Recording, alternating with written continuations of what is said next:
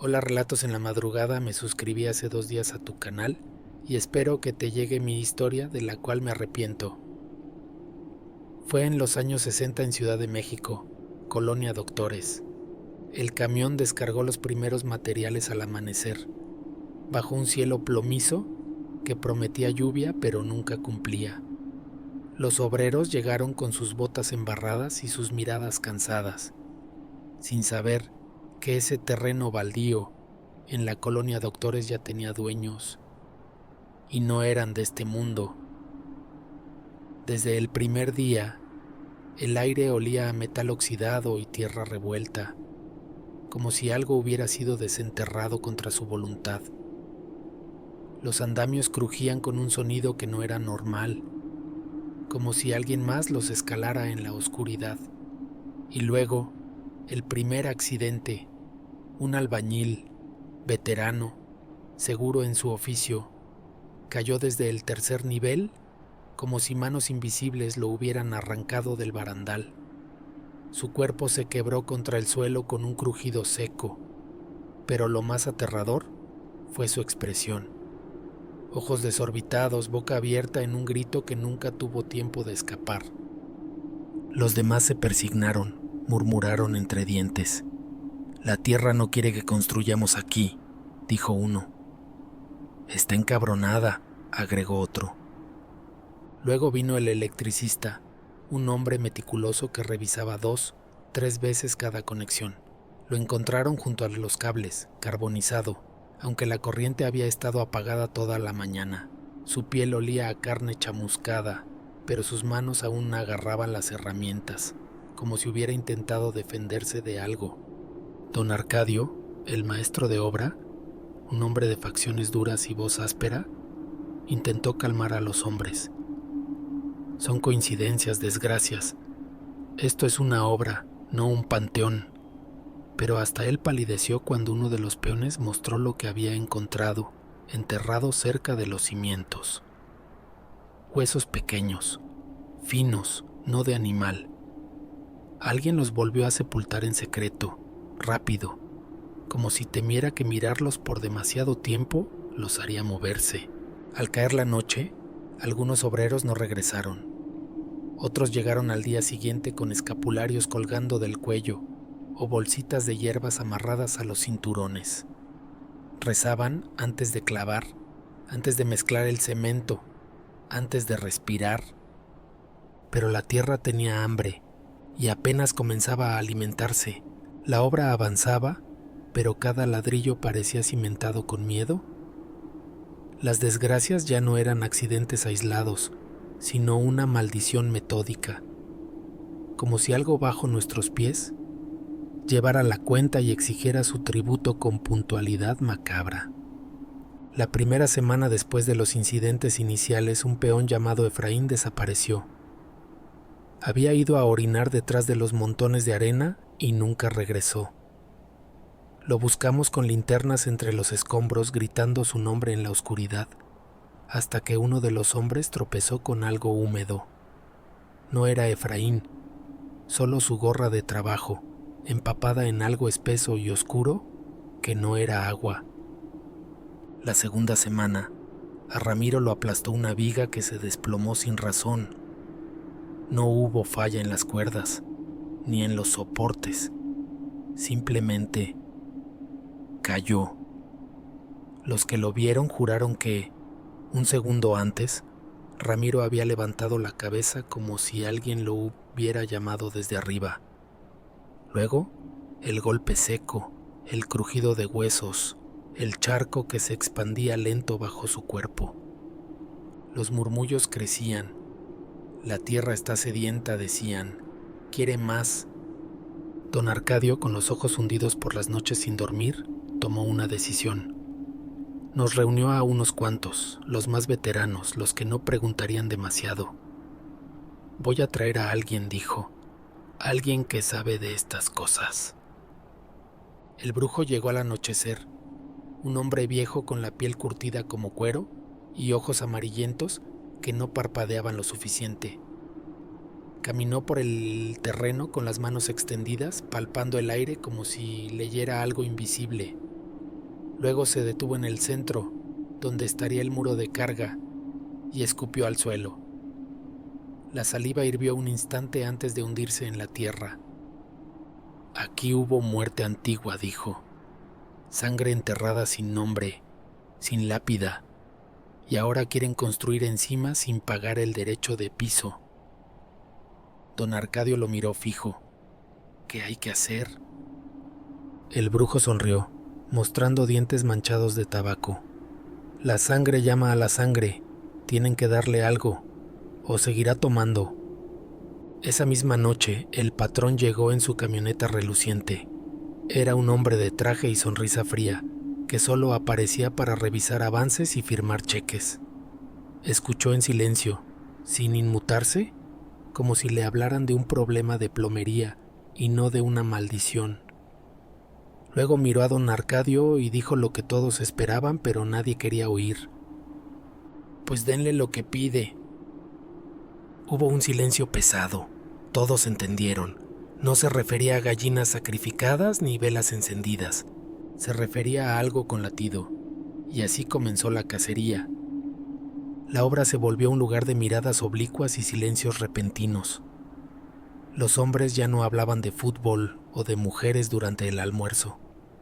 Ahora solo mascullaban oraciones entre dientes y se santiguaban al pasar frente al muro de carga. Todos sabían lo que se avecinaba. Nadie lo decía. Mateo era el único que aún sonreía. Un muchacho flaco, de no más de 19 años, con las manos llenas de ampollas y la camisa siempre manchada de cemento. Había llegado hacía poco huérfano, sin familia que lo reclamara, sin pasado que lo siguiera. ¡Perfecto! Don Arcadio lo llamó aparte una tarde, con voz paternal que no le pertenecía. Hay que celebrar el avance de la obra, le dijo, poniéndole una mano en el hombro. Tú te has ganado un trago con los hombres. Mateo sonrió, incómodo pero halagado. No estaba acostumbrado a que lo incluyeran. Esa noche, en una cantina cercana, lo embriagaron con cerveza barata y mezcal que quemaba como ácido. Los obreros reían demasiado fuerte, brindaban con demasiado entusiasmo, evitaban mirarlo a los ojos. Mateo, entre risas torpes y palabras arrastradas, no notó que los demás apenas bebían. No vio cómo don Arcadio intercambiaba una mirada con el capataz. No sintió el peso del pacto que se cerraba a su alrededor. Cuando finalmente cayó inconsciente, la sonrisa aún borracha en sus labios, todos dejaron de fingir. El silencio fue absoluto. Nadie habló mientras lo cargaban como un saco de arena hacia el camión. Nadie protestó cuando lo llevaron de vuelta a la obra, bajo la luz mortecina de la luna llena. Y cuando lo tendieron frente al muro de carga, su peón aún subiendo y bajando con el ritmo lento de quien duerme un sueño profundo, nadie lloró. Excepto el viejo Tomás, que se limpió una lágrima rápida con el dorso de la mano antes de agarrar la pala. «Es por el bien de todos», murmuró alguien. Pero en el aire quedó flotando la pregunta no dicha. ¿De verdad bastaría con uno? El cuerpo de Mateo aún respiraba cuando comenzaron a levantar el muro a su alrededor. El olor a mezcla fresca y ladrillo húmedo se mezclaba con el tufo del alcohol que aún emanaba de su piel. Sus párpados temblaban, sumido en un sueño químico y pesado, ajeno al horror que se cernía sobre él. Alguien, quizá el viejo Tomás, había colocado su gorra de trabajo sobre su pecho, como una burla de mortaja. Los hombres trabajaban en silencio, con movimientos mecánicos, como si al actuar rápido pudieran convencerse de que no estaban haciendo lo que estaban haciendo. El albañil más joven, un tal Jacinto, vomitó entre los escombros apenas colocó el primer ladrillo. Nadie lo reprendó. Don Arcadio recitaba un rosario entre dientes, los granos de la cuenta deslizándose entre sus dedos callosos. Pero las palabras sonaban huecas, como si ya ni Dios quisiera escuchar lo que sucedía en ese lugar.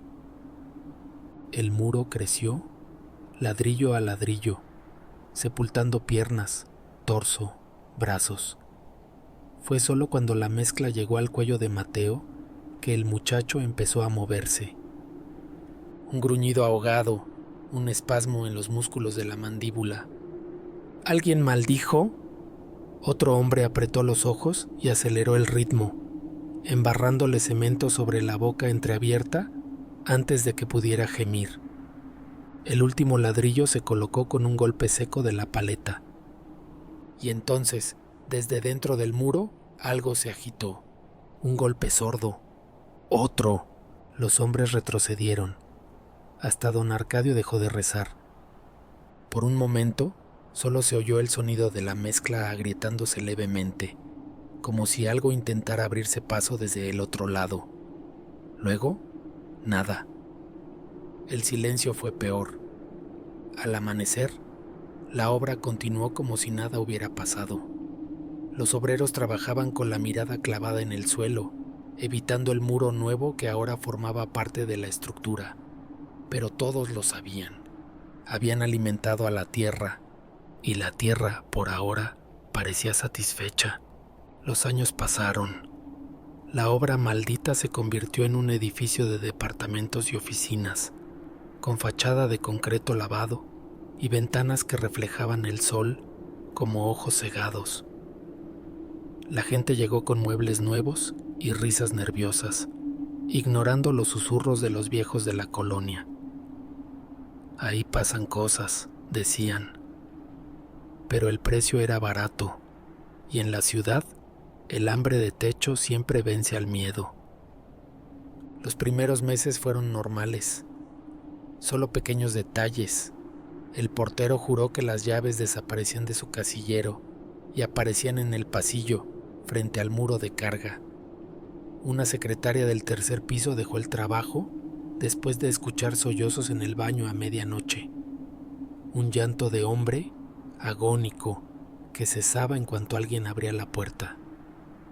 Luego vinieron los golpes. Al principio, sonidos aislados, como si alguien estuviera martillando lejos, detrás de las paredes. Pero pronto adquirieron ritmo, intensidad. Toc, toc, toc. Pausa. Toc, toc, toc. Como un código, como una mano buscando salida. La familia del departamento 4B fue la primera en mudarse. No dijeron por qué, pero la mujer dejó escapar "ese maldito pasillo no es normal", mientras cargaba sus maletas al camión. El siguiente inquilino, un estudiante de medicina, duró 2 semanas antes de irse con ojeras profundas y la piel cetrina. «No puedo dormir», confesó al dueño. «Algo me observa desde las esquinas cuando apago la luz». El mito creció. Los vecinos hablaban del muchacho de la pared en voz baja, como si nombrarlo en alto lo convocara. Los niños dibujaban figuras entre los ladrillos con tiza. Algunas mañanas aparecían borroneadas, como si alguien las hubiera frotado desde el otro lado. Y en las noches más quietas, cuando el edificio entero dormía, el muro de carga sudaba. Gotas rojizas rezumaban entre las grietas, espesas como alquitrán. Si alguien se atrevía a acercarse, nadie lo hacía, habría jurado que el muro estaba tibio al tacto, como si, dentro, algo aún respirara. La familia Mendoza llegó en agosto, cuando el calor volvía el aire del edificio denso y cargado de ecos. No les advirtieron sobre el muro, nadie lo hacía ya. Era parte de los acuerdos tácitos para mantener los alquileres baratos. El niño, Luis, de 7 años, fue el primero en notarlo. «Mamá», dijo una noche señalando el pasillo que conducía a su habitación. «El señor de la pared me dijo que tiene frío». Su madre rió, incómoda, atribuyéndolo a la imaginación infantil. Pero Luis insistía. Hablaba de un muchacho triste que le contaba historias sobre herramientas oxidadas y noches sin estrellas. «Dice que lo empujaron», murmuró Luis una mañana mientras desayunaba, que estaba oscuro y que le ardía la garganta. Los golpes comenzaron esa misma semana. Ya no eran ritmos esporádicos, sino embestidas furiosas que resonaban desde el interior del muro, como si algo estuviera rompiéndose los nudillos contra el concreto. La pintura comenzó a descascararse, revelando manchas oscuras que crecían día a día, extendiéndose como venas podridas. Una madrugada, el padre de Luis despertó jadeando. Algo lo había llamado por su nombre desde el pasillo, con una voz que no era humana. Un susurro rasposo, como de tierra apretada en los pulmones. Cuando encendió la luz, encontró al niño parado frente al muro, descalzo, con la palma apoyada sobre la superficie. «Está caliente», dijo Luis sin volverse, «y late». Para entonces, otros vecinos habían comenzado a ver cosas, sombras que se retorcían en los rincones, figuras pálidas asomándose por los huecos de las puertas. El edificio entero gemía por las noches, como si cada viga, cada tubo, cada clavo recordara lo que habían hecho allí. El último día, el yeso del muro de carga se quebró con un crujido seco. Una grieta negra serpenteó desde el suelo hasta el techo, y de su interior brotó un hedor a podrido y cemento húmedo. Luis gritó cuando una mano esquelética cubierta de mezcla seca y sangre vieja emergió lentamente, agarrando el aire como un ahogado.